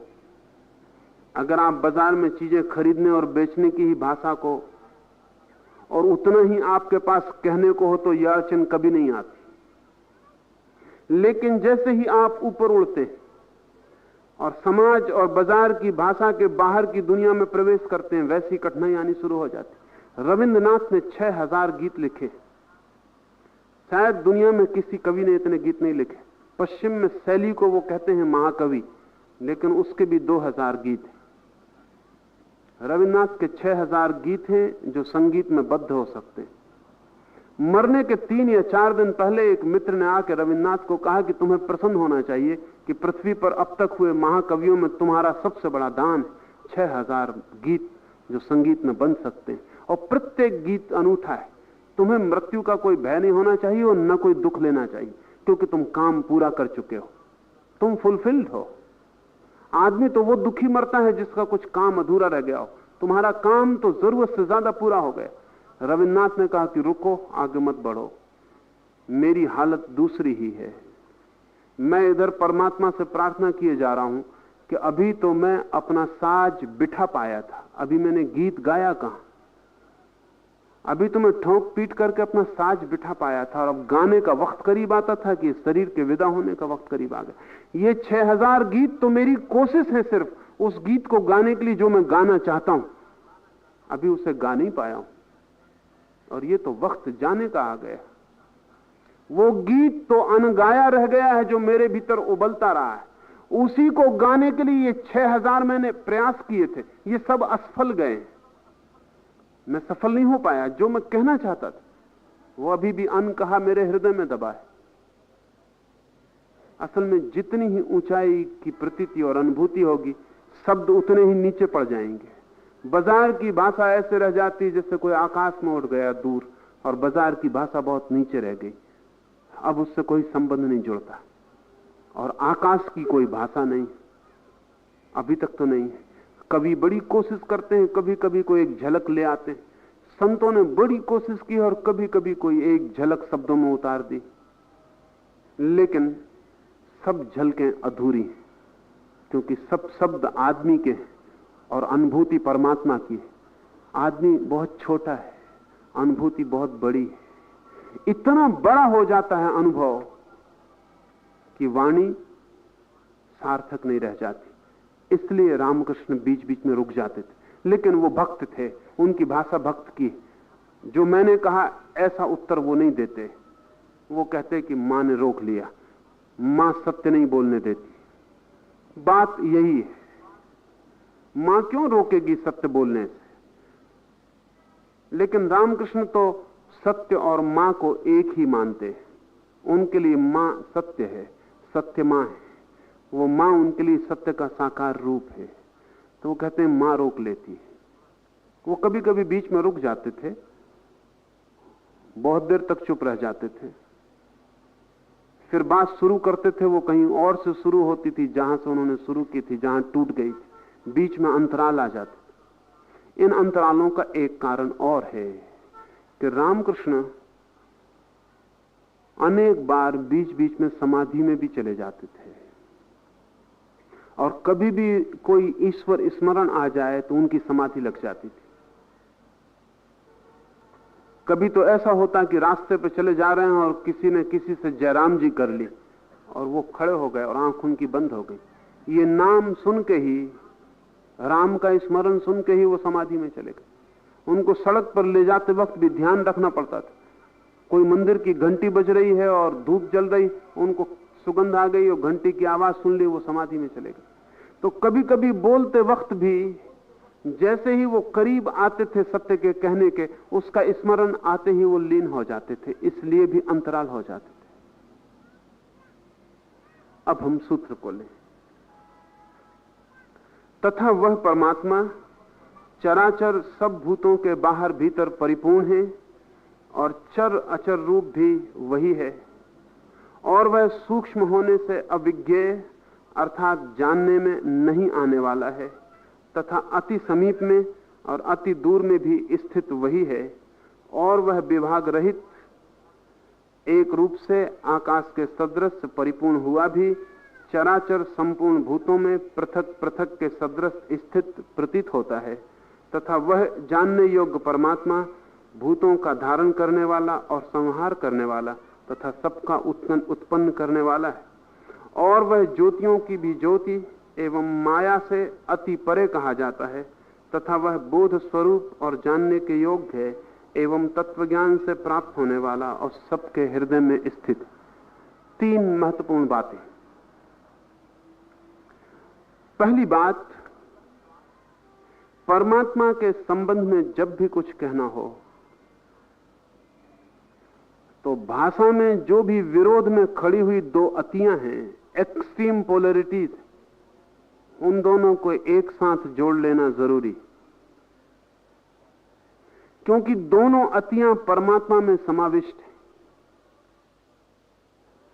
और जब भी हम एक अति के साथ परमात्मा का तादात्म्य करते हैं तभी हम भूल कर जाते हैं और अधूरा परमात्मा हो जाता है, और हमारा परमात्मा के संबंध में जो वक्तव्य है वो असत्य हो जाता है, वो पूरा नहीं होता। मगर मनुष्य का मन ऐसा है कि वो एक अति को चुनना चाहता है। हम कहना चाहते हैं कि परमात्मा सृष्टा है, तो दुनिया के सारे धर्म सिर्फ हिंदुओं को छोड़कर कहते हैं कि परमात्मा सृष्टा है, क्रिएटर है। सिर्फ हिंदू अकेले हैं जमीन पर जो कहते हैं परमात्मा दोनों है, सृष्टा भी और विनाशक भी, क्रिएटर और डिस्ट्रॉयर। ये बहुत विचारणीय है और बहुत मूल्यवान है, क्योंकि परमात्मा सृष्टा है ये तो समझ में आ जाता है, लेकिन वही विनाशक भी है, वही विध्वंसक भी है, ये समझ में नहीं आता। आपके बेटे को जन्म दिया तो आप परमात्मा को धन्यवाद दे देते हैं कि परमात्मा ने बेटे को जन्म दिया, और आपका बेटा मर जाए तो आपकी भी हिम्मत नहीं पड़ती कहने की कि परमात्मा ने बेटे को मार डाला, क्योंकि ये सोचते ही कि परमात्मा ने बेटे को मार डाला, ऐसा लगता है ये भी कैसा परमात्मा जो मारता है। लेकिन ध्यान रहे, जो जन्म देता है वही मारने वाला तत्व भी होगा, चाहे हमें कितना ही अप्रीतिकर लगता हो। हमारी प्रीति और अप्रीति का सवाल भी नहीं, जो बनाता है वही मिटाएगा भी, नहीं तो मिटाएगा कौन। और अगर मिटने की क्रिया ना हो तो बनने की क्रिया बंद हो जाएगी। अगर जगत में मृत्यु बंद हो जाए तो जन्म बंद हो जाएगा। आप ये मत सोचें कि जन्म जारी रहेगा और मृत्यु बंद हो सकती, उधर मृत्यु बंद होगी, इधर जन्म बंद होगा, और हमें अनुपात निरंतर वही रहेगा। उधर मृत्यु को रोकिएगा, इधर जन्म रुकना शुरू हो जाएगा। इधर चिकित्सकों ने, चिकित्सा शास्त्र ने मृत्यु को थोड़ा दूर हटा दिया, बीमारी थोड़ी कम कर दी, तो सारी दुनिया की सरकारें संतति निरोध में लगी। वो लगना ही पड़ेगा, उसका कोई उपाय ही नहीं। और अगर सरकारें संतति निरोध नहीं करेंगी तो अकाल करेगा, भुखमरी करेगी, बीमारी करेगी। लेकिन जन्म और मृत्यु में एक अनुपात है। उधर आप मृत्यु को रोकिए तो उधर जन्म को रोकना पड़ेगा। अब इधर हैं हिंदुस्तान में बहुत से साधु सन्यासी हैं, वो कहते हैं संतति निरोध नहीं होना चाहिए। उनको ये भी कहना चाहिए कि अस्पताल नहीं होने चाहिए। अस्पताल ना हो तो संतति निरोध की कोई जरूरत नहीं। इधर मौत को रोकने में तो सब राजी हैं कि रुकनी चाहिए। संत महात्मा लोगों को समझाते हैं अस्पताल खोलो, मौत को रोको, मौत को हटाओ, बीमारी कम करो। और वही संत महात्मा लोगों को समझाते हैं कि बर्थ कंट्रोल मत करना, इससे तो बड़ा खतरा हो जाएगा, ये तो परमात्मा के खिलाफ है। अगर बर्थ कंट्रोल परमात्मा के खिलाफ है तो दवाई भी परमात्मा के खिलाफ है, क्योंकि परमात्मा बीमारी दे रहा है और तुम दवा कर रहे हो, और परमात्मा मौत ला रहा है, तुम इलाज करवा रहे हो। तब सब चिकित्सा परमात्मा के विरोध में। चिकित्सा बंद कर दो, संतति निरोध की कोई जरूरत ही नहीं रहेगी, लोग अपने आप ही ठीक अनुपात में आ जाएंगे। इधर मौत रोकी, इधर जन्म रुकता है। आप सोच लें, अगर किसी दिन विज्ञान ने यह तरकीब खोज निकाली कि आदमी को मरने की जरूरत नहीं, तो हमें सभी लोगों को बांझ कर देना पड़ेगा, क्योंकि फिर पैदा होने की कोई जरूरत नहीं। जन्म और मृत्यु एक ही धागे के दो छोर हैं, उनमें एक संतुलन है। यह सूत्र पहली बात यह कर रहा है कि परमात्मा दोनों अतियों का जोड़ है। सब भूतों के बाहर भीतर परिपूर्ण है। बहुत लोग हैं जो मानते हैं परमात्मा बाहर है। आम आदमी की धारणा यही होती है कहीं आकाश में परमात्मा बैठा है, एक बहुत बड़ा दाढ़ी वाला बूढ़ा आदमी, वो सारी दुनिया को संभाल रहा है, सिंहासन पर बैठा हुआ। इससे बड़ा खतरा भी होता है कभी कभी। पश्चिम के बहुत बड़े विचारक कार्ल गुस्ताव जुंग ने अपने संस्मरणों में लिखा है कि जब बचपन में ये समझाया गया कि परमात्मा आकाश में बैठा हुआ अपने सिंहासन पर दुनिया का काम कर रहा है, तो उसने लिखा कि मैं अपने बाप से कह तो नहीं सका, लेकिन मुझे सदा एक ही ख्याल आता था कि वो अगर पेशाब मलमूत्र त्याग करता होगा तो सब हम ही पे गिरता होगा। आखिर वो सिंहासन पर बैठा बैठा कब तक बैठा रहता हो, कभी तो मलमूत्र त्याग करता हो। उसने अपने संस्मरण में लिखा है कि ये बात मेरे मन में इस बुरी तरह घूमने लगी, छोटा बच्चा ही था, किसी से कह तो सकता नहीं, क्योंकि किसी से कहूं तो वो पिटाई कर देगा कि ये भी क्या बात कर रहे हो, परमात्मा मलमूत्र। लेकिन जब परमात्मा सिंहासन पर बैठता है आदमियों की तरह, जैसे आदमी कुर्सियों पर बैठते, और जब परमात्मा की दाढ़ी मूछ और सब आदमी की तरह, तो फिर मलमूत्र भी होना ही चाहिए। किसी से जुंग ने लिखा है, मैं कह तो नहीं सका, तो फिर मुझे सपना आने लगा कि वो बैठा है अधर में और मलमूत्र गिर रहा है। आम आदमी की धारणा यही है कि वो कहीं आकाश में बैठा हुआ है बाहर, इसलिए आप मंदिर जाते हैं क्योंकि परमात्मा बाहर है। ये एक अति है। एक दूसरी अति है जो मानते हैं कि परमात्मा भीतर है, बाहर का कोई सवाल नहीं, इसलिए न कोई मंदिर, न कोई तीर्थ, न बाहर कोई जाने की जरूरत, परमात्मा भीतर है। ये सूत्र कहता है कि दोनों बातें अधूरी हैं। जो कहते हैं परमात्मा भीतर है वो भी आधी बात कहते हैं, और जो कहते हैं परमात्मा बाहर है वो भी आधी बात कहते हैं, और दोनों गलत, क्योंकि अधूरा सत्य असत्य से भी बदतर होता है, क्योंकि वो सत्य जैसा भासता है और सत्य नहीं होता है।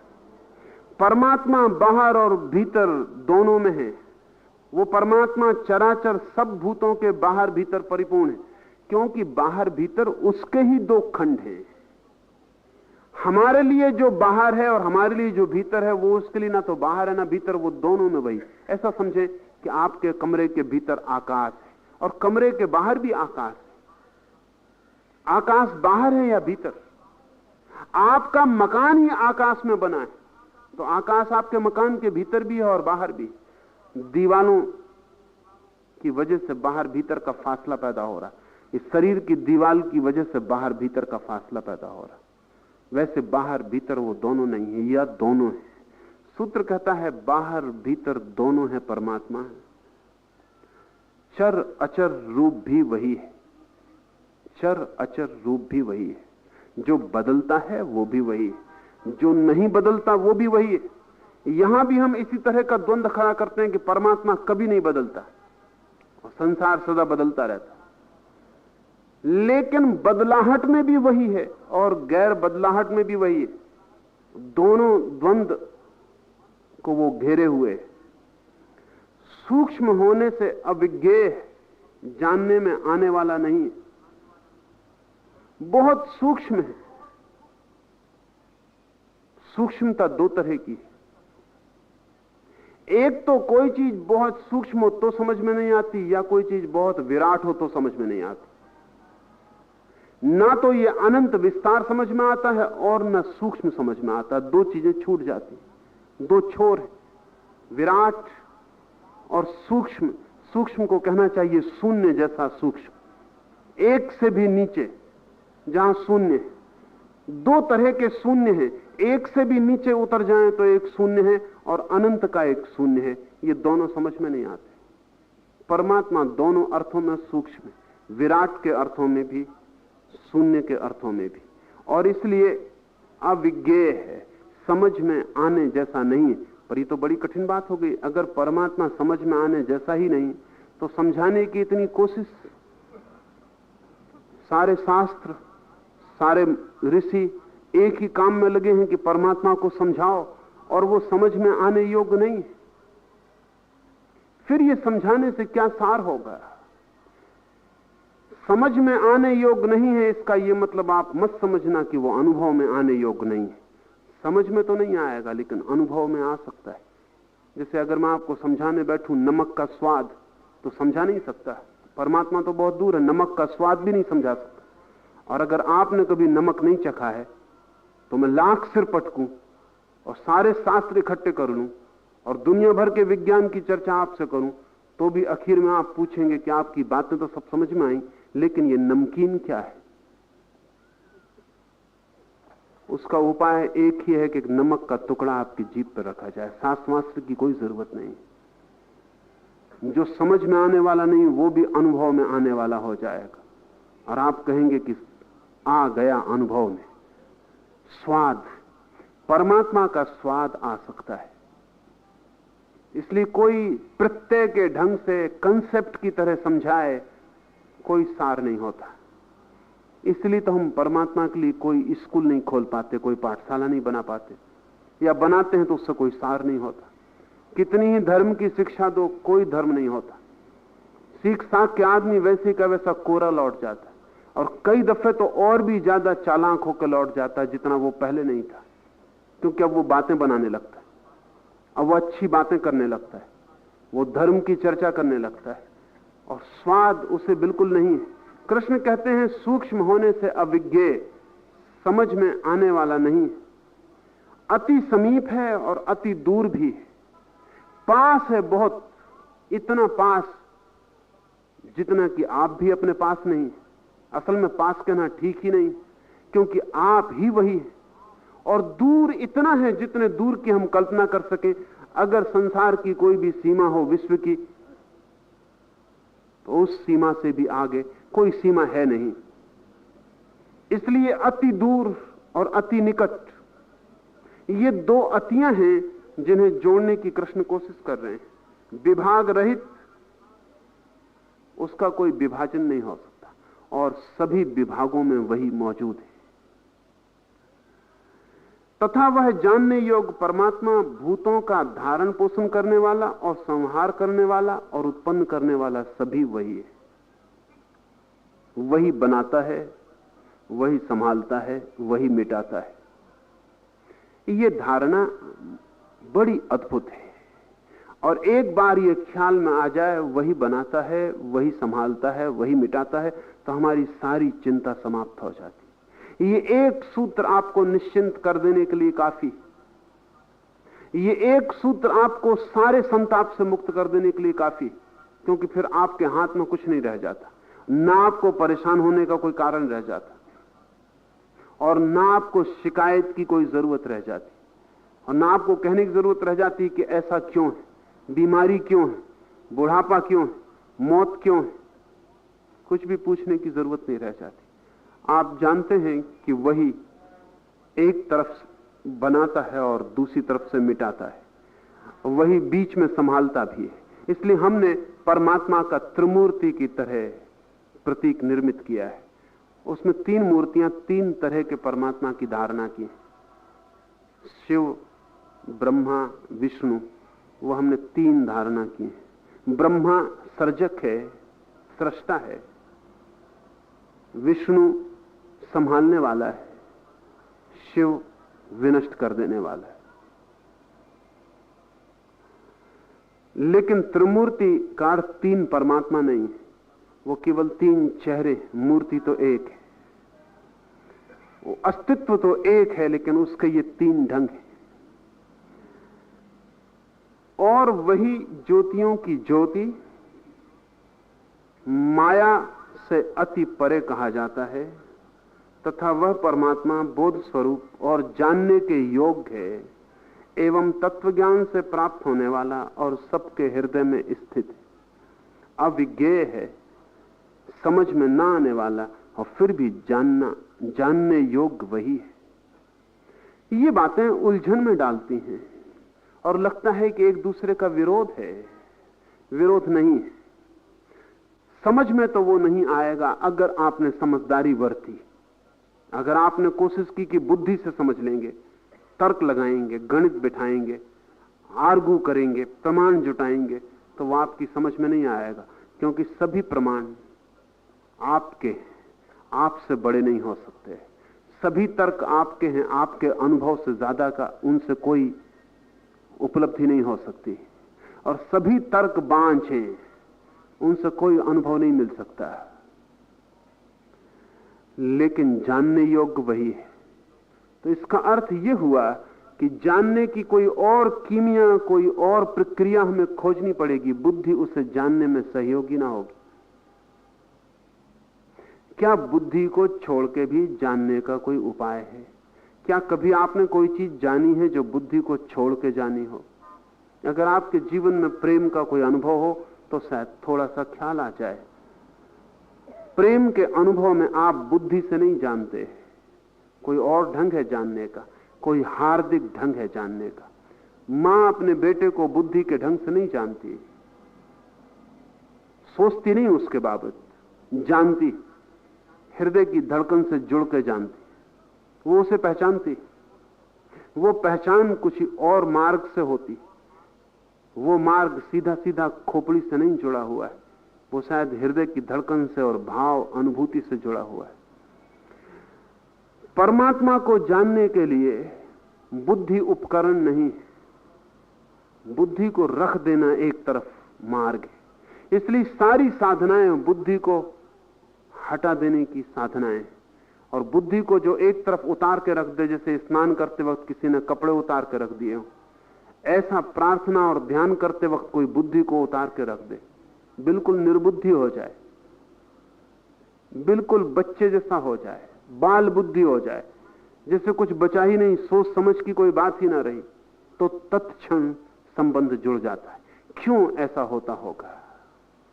ऐसा इसलिए होता है कि बुद्धि तो बहुत संकीर्ण है। बुद्धि का उपयोग है संसार में, जहां संकीर्ण की हम खोज कर रहे हैं, क्षुद्र की खोज कर रहे हैं, वहां बुद्धि का उपयोग है। लेकिन जैसे ही हम विराट की तरफ जाते, वैसी बुद्धि बहुत संकीर्ण रास्ता हो जाती, उस रास्ते से प्रवेश नहीं किया जा सकता। उसको हटा देना, उसे उतार देना। संतों ने न मालूम कितने तरकीबों से एक ही बात सिखाई है कि कैसे आप अपनी बुद्धि से मुक्त हो। इसलिए बड़ी खतरनाक भी है, क्योंकि हमें तो लगता है कि बुद्धि को बचा के कुछ करना है, बुद्धि साथ लेके कुछ करना है, सोच विचार अपना कायम रखता है, कहीं कोई हमें धोखा ना दे जाए, कहीं ऐसा ना हो कि हम बुद्धि को उतार के रखें और इसी बीच कुछ गड़बड़ हो जाए और हम कुछ भी ना कर पाएंगे। तो बुद्धि को हम हमेशा पकड़े रहते हैं, क्योंकि बुद्धि से हमें लगता है हमारा कंट्रोल है, हमारा नियंत्रण है। बुद्धि के हटते ही नियंत्रण खो जाता है और हम सहज प्रकृति के हिस्से हो जाते हैं। इसलिए खतरा है और डर है। इस डर में थोड़ा कारण है, वो ख्याल में ले लेना जरूरी है। अगर आपको क्रोध आता है तो बुद्धि एक तरफ हो जाती, जब क्रोध चला जाता तब बुद्धि वापस आती और तब आप पछताते हैं। जब काम वासना पकड़ती है तो बुद्धि एक तरफ हो जाती, और जब काम कृत्य पूरा हो जाता है तब आप उदास और दुखी और चिंतित हो जाते हैं कि फिर वही भूल की, कितनी बार सोचा नहीं करें, फिर वही किया, फिर बुद्धि आ गई। एक बात ख्याल रखें, प्रकृति भी तभी काम करती है जब बुद्धि बीच में नहीं होती। आपके भीतर जो निम्न है वो भी तभी काम करता है जब बुद्धि नहीं होती। अगर आप बुद्धि को सजग रखें तो आप क्रोध भी नहीं कर पाएंगे और काम वासना में भी नहीं उतर पाएंगे। अगर दुनिया बिल्कुल बुद्धिमान हो जाए तो संतान पैदा होनी बंद हो जाएगी, संसार उसी वक्त बंद हो जाएगा। क्योंकि नीचे की प्रकृति की भी सक्रियता तभी हो सकती है जब आप बुद्धि का नियंत्रण छोड़ दें, क्योंकि प्रकृति तभी आपके भीतर काम कर पाती जब आपका बुद्धि बीच में बाधा नहीं डालती। वो जो श्रेष्ठ प्रकृति है जिसको हम परमात्मा कहते हैं, वो भी तभी काम करता है जब आपकी बुद्धि नहीं होती। पर इसमें एक खतरा जो समझ लेने जैसा है वो ये, चूंकि हम नीचे के प्रकृति से डरे हुए हैं, इसलिए बुद्धि के नियंत्रण को हम हमेशा कायम रखते हैं। हम डरे हुए, अगर बुद्धि को छोड़ दें फिर क्रोध, हिंसा, कुछ भी हो जाए। अगर बुद्धि को हम छोड़ दें तो हमारे भीतर की वासनाएं स्वच्छंद हो जाएं। तो हम तो अभी पागल की तरह न मालूम क्या कर गुजरे। कितनी बार हत्या करने की सोची है बात, लेकिन बुद्धि ने कहा ये क्या कर रहे हो, पाप है, जन्मों जन्मों तक भटकोगे, नरक में जाओगे। और ना भी गए नरक में तो अदालत है, कोर्ट है, पुलिस है। और कहीं भी ना गए तो खुद की कॉन्सियंस है, अंतःकरण है, वो कचोटेगा सदा कि तुमने हत्या की। फिर क्या मुंह दिखाओगे, कैसे चलोगे रास्ते पर, कैसे उठोगे? तो बुद्धि ने रोक लिया है। अगर आज कोई कहे कि बुद्धि का नियंत्रण छोड़ो तो पहला ख्याल ये है, अगर नियंत्रण छोड़ा कि उठाई तलवार और किसी की हत्या कर दी, क्योंकि वो तैयार बैठा है भाव भीतर। नीचे की प्रकृति के डर के कारण हम बुद्धि को नहीं छोड़ पाते, और हमें ऊपर की प्रकृति का कोई पता नहीं है, क्योंकि वो भी बुद्धि के छोड़ने पर ही काम करती। इसे हम ऐसा भी समझें, अगर कोई आदमी बीमार हो तो चिकित्सक पहली फिक्र करते हैं कि उसको नींद ठीक से आ जाए, क्योंकि वो जगा रहता है तो शरीर की प्रकृति को काम नहीं करने देता, बाधा डालता रहता है। नींद आ जाए तो शरीर अपना काम पूरा कर ले, प्रकृति उसके शरीर को ठीक कर दे, उसके घाव भर दे, उसकी बीमारी को दूर कर दे। इसलिए चिकित्सक की पहली चिंता होती है कि मरीज सो जाए, बाकी काम दूसरा है, नंबर 2 पर है, दवा वगैरह नंबर 2 पर है। पहला काम है कि मरीज सो जाए। क्यों इतनी चिंता है? क्योंकि मरीज की बुद्धि दिक्कत दे रही, सो जाए तो प्रकृति काम कर सके। आप भी जब सोते हैं तभी आपका शरीर स्वस्थ हो पाता है, दिन भर में आप उसको अस्वस्थ कर लेते हैं। आपको पता है बच्चा जब पैदा होता है तो 22 घंटे सोता है, 20 घंटे सोता है, और मां के पेट में 9 महीने 24 घंटे सोता है। फिर जैसे जैसे उम्र बड़ी होने लगती, नींद कम होने लगती, फिर बूढ़ा और कम सोता है। फिर बुढ़ापे में कोई आदमी 2 ही घंटे 3 घंटे सो ले तो बहुत। बूढ़े बहुत परेशान होते हैं। 70 साल के बूढ़े ही मेरे पास आ जाते हैं, वो कहते हैं कुछ नींद का रास्ता बताइए। नींद की आपको जरूरत नहीं रही है। जैसे जैसे शरीर मरने के करीब पहुंचता है, प्रकृति को शरीर में काम करना कम कर देती है, उसकी जरूरत नहीं, बनाने का काम बंद हो जाता है। बच्चा 24 घंटे सोता है क्योंकि प्रकृति को बनाने का काम करना है। अगर बच्चा जग जाए तो बाधा डालेगा, उसकी बुद्धि बीच में आ जाएगी। वो कहेगा टांग जरा लंबी होती तो अच्छा था, नाक जरा ऐसी होती तो अच्छा था, आंख जरा और बड़ी होती तो मजा आ जाता। वो गड़बड़ डालना शुरू कर देगा। तो 9 महीने प्रकृति उसको एक दफे भी होश नहीं देती, बेहोश प्रकृति अपना काम करती। जैसे ही बच्चा पूरा हो जाता है बाहर आ जाता है, लेकिन तब भी 22 घंटे सोता है। अभी बहुत काम होना है, अभी उसकी पूरी जिंदगी की तैयारी होनी। जैसे ही बच्चे के शरीर का काम पूरा हो जाता है, वैसे ही नींद एक जगह आके रुक जाती। 6 घंटा, 7 घंटा, 8 घंटा काम प्रकृति का पूरा हो गया। अब ये 8 घंटा तो रोज के काम के लिए है। रोज में आप शरीर को जितना तोड़ लेंगे उतना प्रकृति रात में पूरा कर देगी। दूसरे दिन आप सुबह ताजा होकर काम में लग जाएंगे। बूढ़ा तो अब मरने के करीब है, उसको 3 घंटा भी जरूरत से ज्यादा है, क्योंकि प्रकृति कुछ बना नहीं रही, सिर्फ तोड़ रही, इसलिए नींद कम होती जा रही। प्रकृति भी काम करती है जब आप बुद्धि से बीच में बाधा नहीं डालते। ये मैं इसलिए उदाहरण दे रहा हूं कि जो नीचे की प्रकृति के संबंध में सच है, वही ऊपर की प्रकृति के संबंध में भी सच है। जब आप परमात्मा को भी बाधा नहीं डालते और बुद्धि को हटा लेते हैं, तब वो भी काम करता है। लेकिन नीचे के भय के कारण हम ऊपर से भी भयभीत होते हैं। नीचे के डर के कारण हम ऊपर की तरफ भी नहीं खुलते। इसलिए मेरा कहना है कि प्रकृति को भी परमात्मा का बाह्य रूप समझें, उससे भी भयभीत ना हो, उससे भी भयभीत ना हो। उसमें भी उतरे, उससे भी डरे मत, उससे भी भागे मत, उसको भी घटने दें, उसमें भी बाधा मत डालें और नियंत्रण मत बनाएं। बिना बाधा डाले, बिना नियंत्रण बनाए होश को कायम रखें, वो अलग बात है, फिर वो बुद्धि नहीं है। बुद्धि का अर्थ है बाधा डालना, नियंत्रण करना, ऐसा ना हो, ऐसा हो, उपाय करना।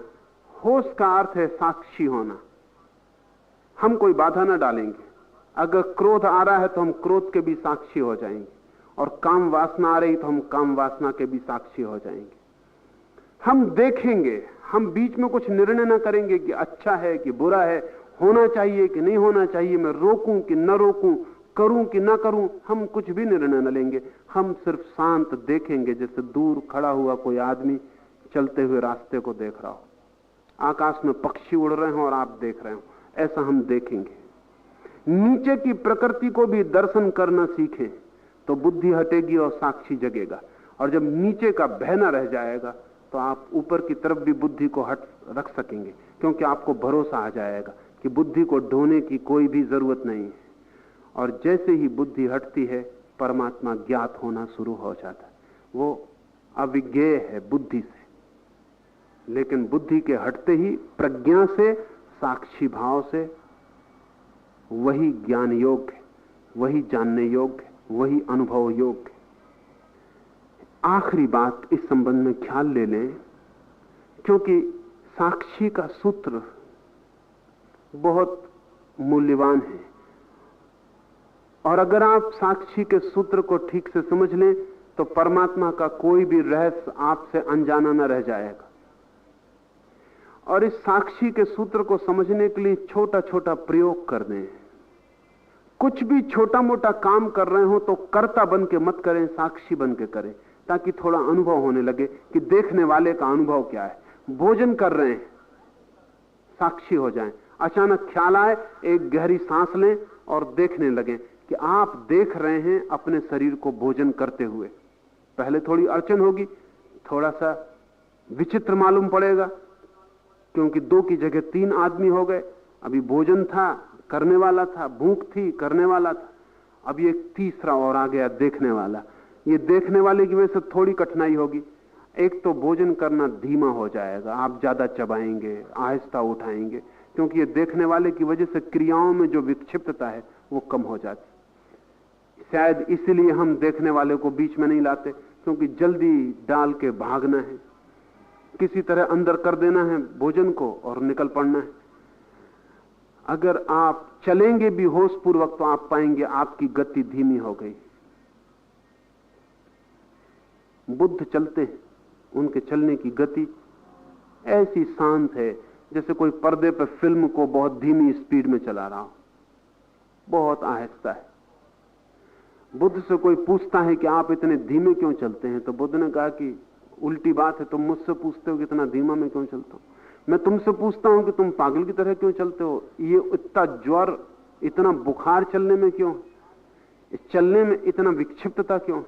मैं तो होश से चलता हूं तो सब कुछ धीमा हो जाता है। ध्यान रहे, जितना होश होगा उतनी आपकी क्रिया धीमी हो जाएगी, और जितना कर्ता शून्य होगा उतना क्रियाओं में से उन्माद, ज्वर चला जाएगा, क्रियाएं शांत हो जाएंगी। और ध्यान रहे, शांत क्रियाओं से पाप नहीं किया जा सकता। अगर आप किसी की हत्या करने जा रहे हैं और धीमे धीमे जा रहे हैं तो पक्का समझिए हत्या नहीं होने वाली। अगर आप किसी का सिर तोड़ने को खड़े हो गए और बड़े आहिस्ता से तलवार उठा रहे, तो इसके पहले कि तलवार उसके सिर में जाए, म्यान में वापस चली जाएगी। उतने धीमे पाप होता ही नहीं। पाप के लिए ज्वर, त्वरा, तेजी चाहिए।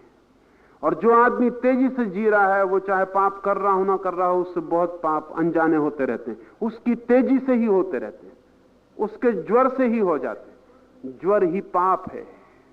बुद्ध कहते हैं जैसे ही होश से करोगे सब धीमा हो जाएगा। रास्ते पे चलते वक्त अचानक ख्याल कर लें, एक गहरी सांस लें ताकि ख्याल साफ हो जाए, और धीमे से देखें कि आप चल रहे हैं।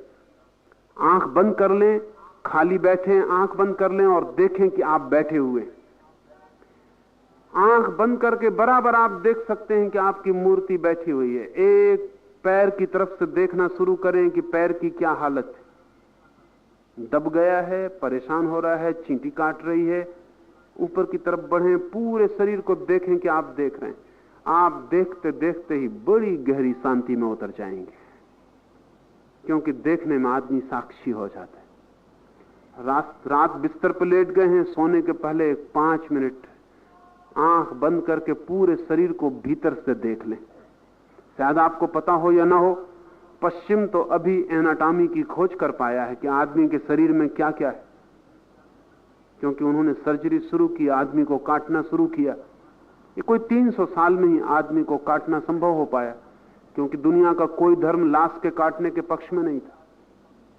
तो पहले सर्जन जो थे वो चोर थे, उन्होंने लाशें चुराई मुर्दा घरों से, काटा, आदमी को भीतर से देखा। लेकिन योग हजारों साल से भीतर आदमी के संबंध में बहुत कुछ जानता है। अभी पश्चिम के सर्जन कहते हैं कि पूर्व में योग को कैसे पता चला आदमी के भीतर की चीजों का, वो पता काट के नहीं चला है, वो योगी के साक्षी भाव से चला है। अगर आप भीतर साक्षी भाव से प्रवेश करें और घूमने लगे, थोड़े दिन में आप अपने शरीर को भीतर से देखने में समर्थ हो जाएंगे। आप भीतर का हड्डी, मांस, मज्जा, स्नायु जाल सब भीतर से देखने लगेंगे। और एक बार आपको भीतर से शरीर दिखाई पड़ने लगे, आप शरीर से अलग हो गए, क्योंकि जिसने भीतर से शरीर को देख लिया वो अब ये नहीं मान सकता कि मैं शरीर हूं, वो देखने वाला हो गया, वो दृष्टा हो गया। 24 घंटे में जब भी आपको मौका मिल जाए, कोई भी क्रिया में साक्षी को संभालें। साक्षी के संभालते 2 परिणाम होंगे, क्रिया धीमी हो जाएगी, कर्ता क्षीण हो जाएगा, और विचार और बुद्धि कम होने लगेगी, विचार शांत होने लगेंगे, बुद्धि का ऊहापोह बंद हो जाएगा। कोई छोटा सा प्रयोग, कुछ नहीं कर रहे हैं, सांस को ही देखें। सांस भीतर गई, बाहर गई, सांस भीतर गई, बाहर गई, आप उसको ही देखें। लोग मुझसे पूछते हैं कोई मंत्र दे दें, मैं उनको कहता हूं मंत्र वगैरह ना लें, एक मंत्र परमात्मा ने दिया है, वो श्वास है, उसको देखें।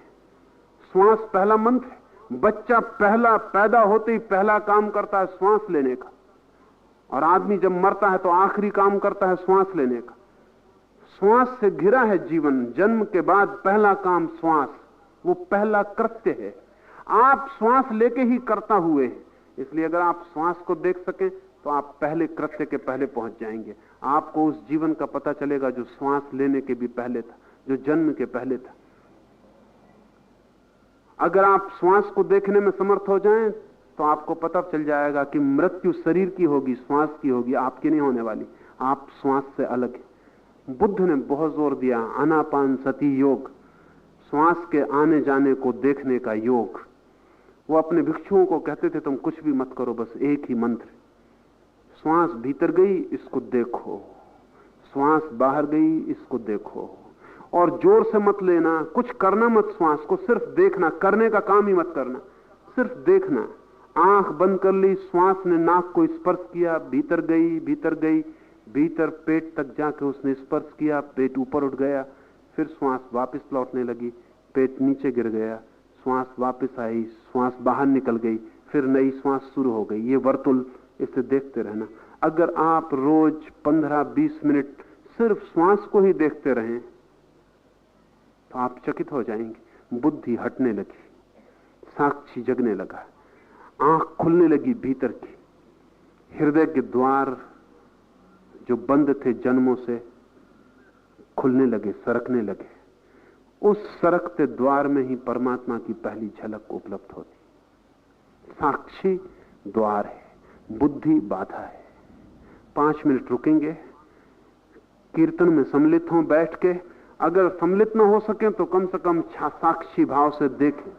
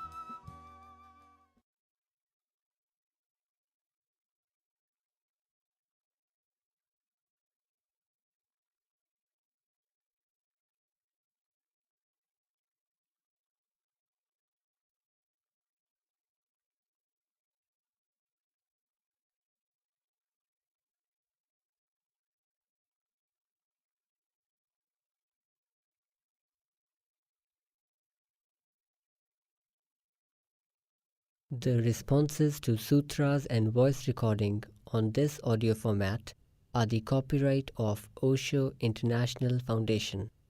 Copyright dates 1953 through 2003. All rights reserved. Reproduction in any media is prohibited. सूत्रों पर दिए गए संबोधन और ऑडियो माध्यम में मुद्रित आवाज़ पर ओशो इंटरनेशनल फाउंडेशन के कॉपीराइट हैं। कॉपीराइट 1953 से 2003, सर्वाधिकार सुरक्षित। किसी भी माध्यम में रिप्रोडक्शन अर्थात पुनर्निर्माण निषिद्ध है।